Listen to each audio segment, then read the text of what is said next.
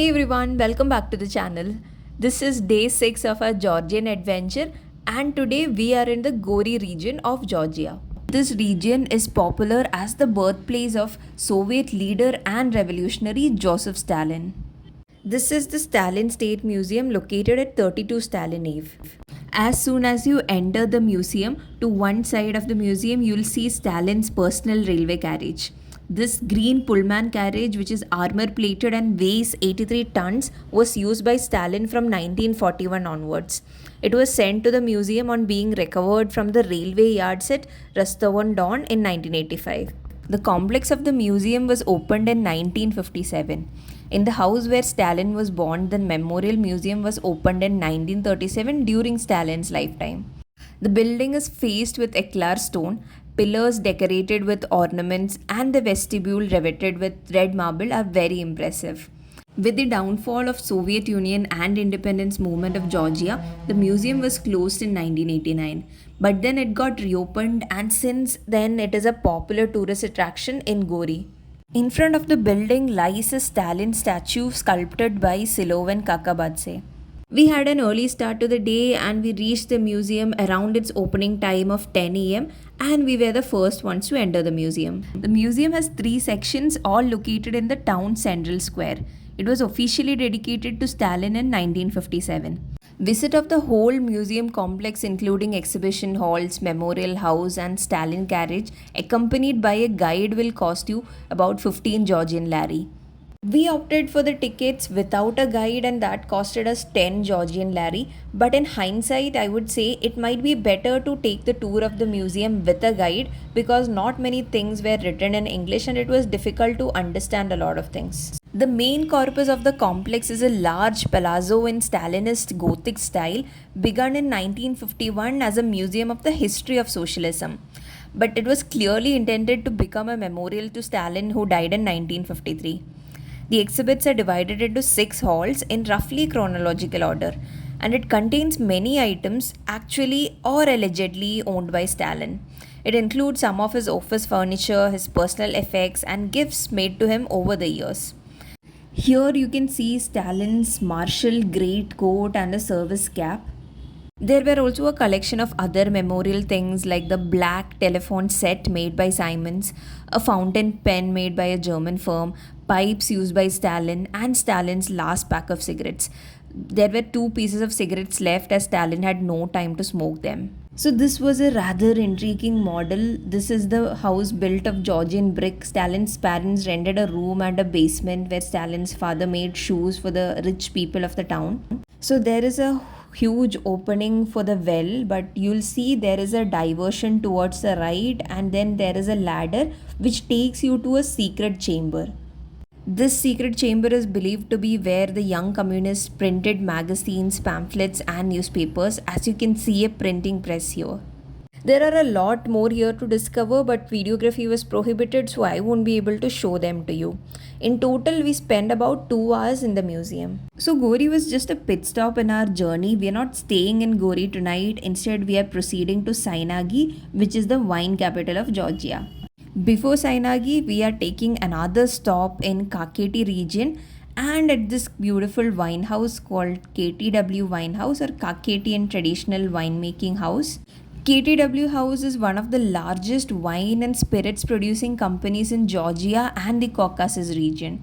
It was established in 2001 and produces wine, brandy, sparkling wines using traditional Georgian techniques mixed with the state-of-the-art technologies. Wine was not the only product available at KT Winery. They had a lot of other products like honey, jams, squashes. So a lot of things that are made from grapes basically, and a lot of other flavors as well. These products make for excellent gifts from Georgia, and make sure to grab 1 or 2 of authentic Georgian products before you leave Georgia. Truth be told, the products were a little overpriced compared to some of the other wineries. So if this is the only winery you're going to, you can still buy from here. Otherwise, I would suggest just stick to 1 or 2 products and you can buy remaining from other wineries. We visited Georgia in December and this was around Christmas time, so there were decorations all over, adding to the overall charm of this place. This place offers a winery tour with an experienced guide to understand the rich Georgian wine culture and taste some of the local wines. It will cost you 15 Georgian lari, that is 500 Indian rupees. Our driver Zura was acquainted with the people running this place, so we actually got to explore the winery free of cost. The whole process of winemaking starts with planting and harvesting the finest quality Georgian grapes all over the country. Then, state of the art machinery is used for all the processes that grape and spirits demand. So, we are going to enter the factory to see the state of the art machinery.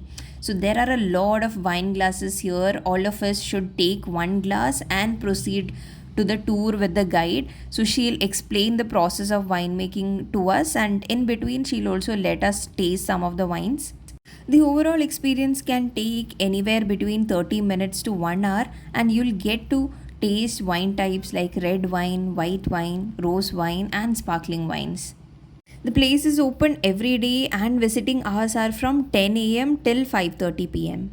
After grapes are harvested, the next process is the crushing and pressing of grapes, either through traditional crushing or modern press methods. Next step is fermentation, and this happens in oak barrels or stainless steel tanks. Now let's hear from our guide how different yeast strains influence the final taste and what are the best food pairings for each of these wines. Dry wine from Kaveri influenced the same. Kaveri grows west part of Georgia and high mountains, and this grape has red skin but inside it's white. Want to make this one without skin, it's made white and dry. But want to make with skin, it's made frozen semi-sweet or dry. This you can drink with fish and chicken, and also inside you can feel never flavors because they're frozen apple. If you like someone, remember numbers. Please give me your glasses.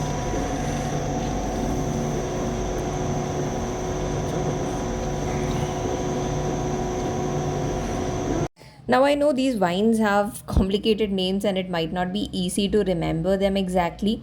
So every steel tank has a number inscribed on it. We just have to note down the number and then go back to the store and give them the number to buy that particular wine. We got to taste wine from both oak barrels and stainless steel tanks.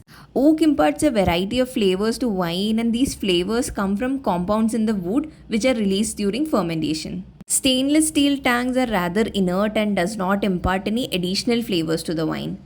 Fermentation in steel tank preserves the pure expression of grapes' natural characteristics, maintaining bright, clean and fresh fruit flavors.